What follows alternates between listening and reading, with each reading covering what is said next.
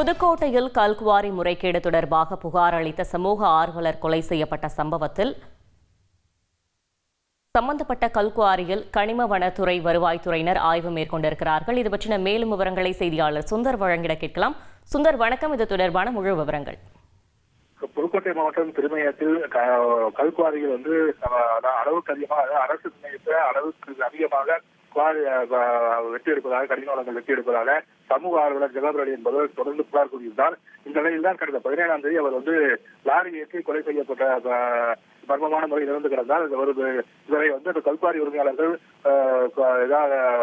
அதாவது கொலை செய்து விட்டனர் என்று அவர் மனைவி அளித்த புகார் என்பதில் காவல்துறையில் விசாரணை செய்து இது தொடர்பாக 4 பேரை கைது செய்து குவாரி உரிமையாளரை தேடி வருகின்றனர். இந்த நிலையில் தான் ஏற்கனவே மாவட்ட ஆட்சியரிடம் ஜெகபர் புகார் அளித்த புகாரில் இது தொடர்பாகவும் புகார் தெரிவித்திருந்தார். இதனைத் தொடர்ந்துதான் தற்போது மாவட்ட ஆட்சியர் அருணா உத்தரவின் பேரில் வருவாய்த்துறையினர் மற்றும் கனிமவளத்துறை அதிகாரிகள் தற்போது அந்த குவாரியில் ஆய்வு செய்து வருகின்றனர்.